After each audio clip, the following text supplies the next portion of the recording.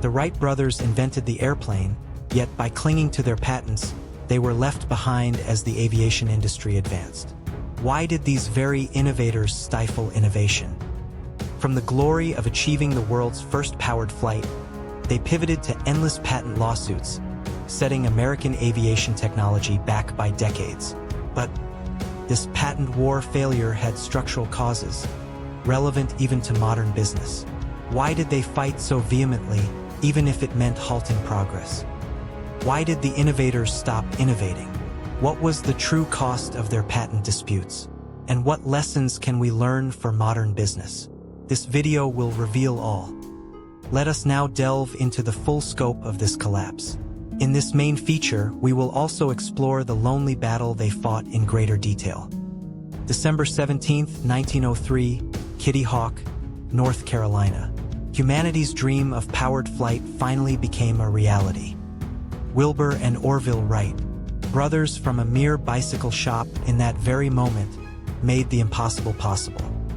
Their Wright Flyer was a revolutionary design, capable of remarkably stable control for its time. Establishing the concept of three-axis control, something other pioneers had failed to achieve, was their greatest factor for success. The world watched their achievement. Scientists and the general public alike were thrilled at the prospect of an age of flight.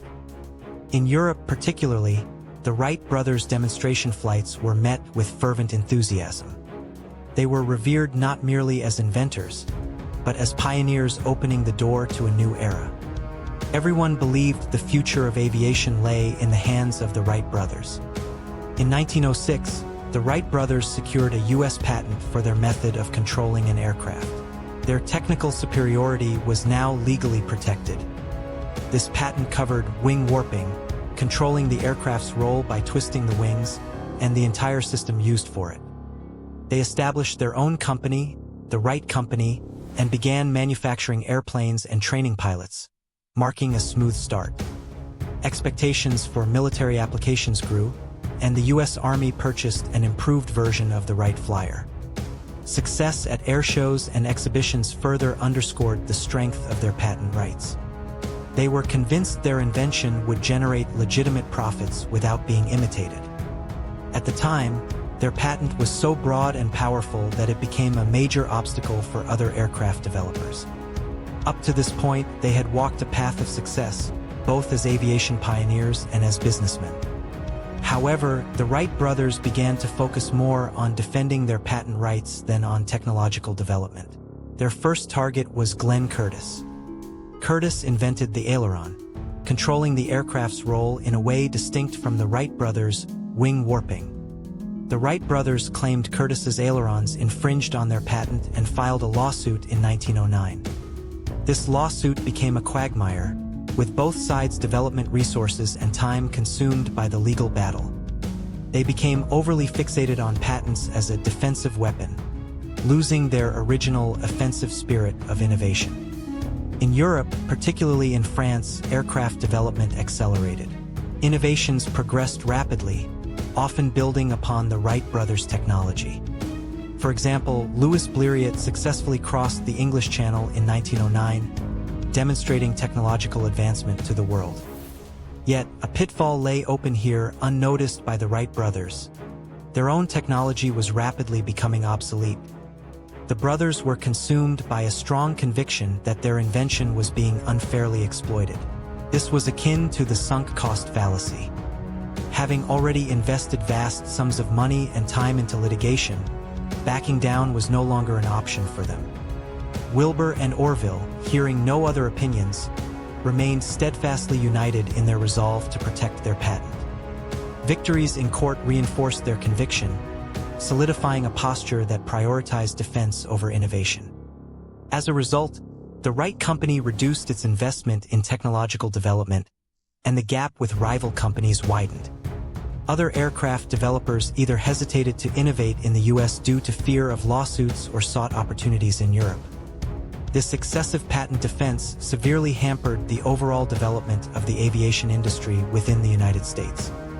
In their fervent attempt to protect their invention, they lost sight of the future that invention promised. When World War I erupted, the importance of aircraft skyrocketed.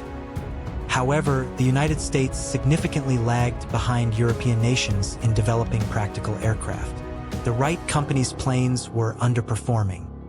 To remedy the situation, the U.S. government intervened, establishing the Manufacturers Aircraft Association and forming a patent pool.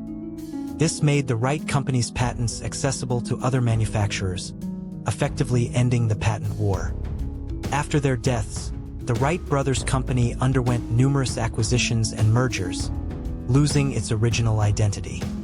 The Wright brothers, who invented the world's first airplane, ultimately exited the forefront of aviation technology.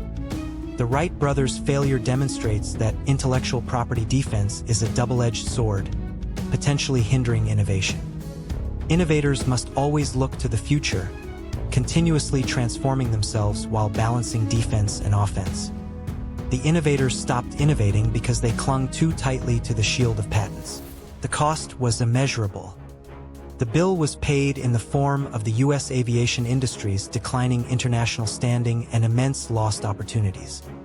In modern business, while IP protection is crucial, even more important is the flexibility to adapt to market changes and constantly evolve. The quality of decision-making will differ significantly between those who understand this failure and those who do not. If you found this video insightful, please subscribe and hit the like button. We present a new history of failure every day. この失敗は歴史のほんの1ページ。世界にはまだ語られていない失敗が数多くあります。失敗の歴史をチャンネル登録して次の物語もぜひご覧ください。